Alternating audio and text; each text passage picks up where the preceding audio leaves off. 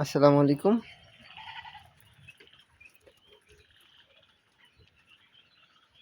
আসলে আমরা অনেকেই কোয়েল পাখি পালন করতে চাই, কিন্তু জানি না এটা কিভাবে পালন করলে ভালো হয়।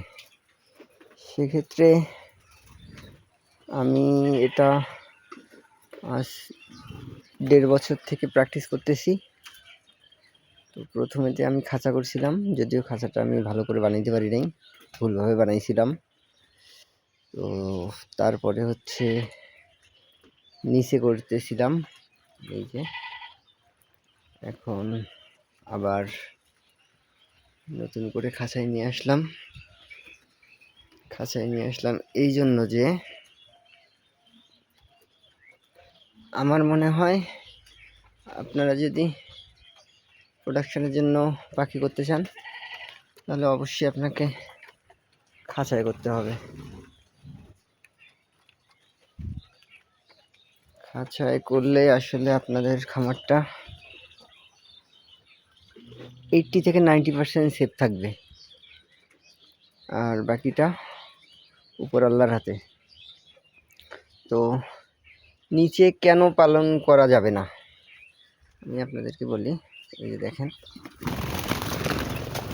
এই যে এই একটা পাখি, এই দেখেন, এটা কিন্তু পাখিটা পাটা ফুলে গেছে।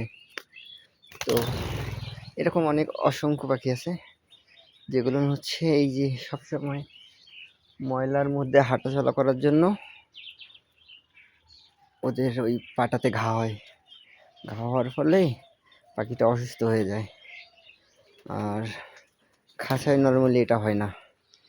এবং সবচাইতে যেটা বেশি সমস্যা ক্রিয়েট করে মাটিতে পালন করার ক্ষেত্রে, সেটা হচ্ছে এই যে পাখিগুলো যেই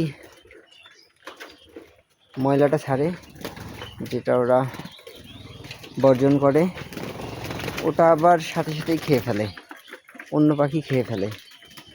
এজন্য স্বাভাবিকভাবেই খামারে অসুখ বিধিটা বেশি থাকে মাটিতে পালনের ক্ষেত্রে।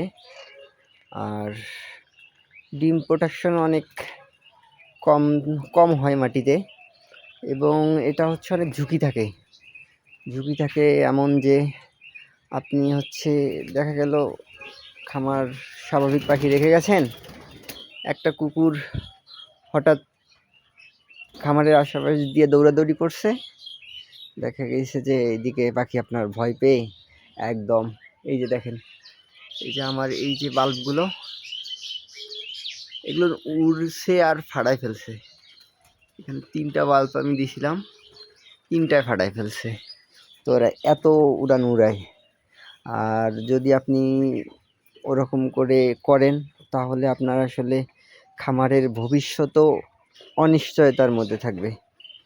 এই জন্য আমার মনে হয় পাখি আসলে খাঁচাতেই করা সর্বোত্তম। তো ভালো থাকবেন, সুস্থ থাকবেন। কোয়েল পাখি বিষয় এরকম লাইভ তথ্য পেতে আমার চ্যানেলটি সাবস্ক্রাইব করুন, লাইক করুন, শেয়ার করুন, যেন আপনারা সবার প্রথম আমার এই সচেতনমূলক ভিডিওগুলো দেখতে পারেন। তো ভালো থাকবেন। আসসালামু আলাইকুম রহমতুল্লাহ।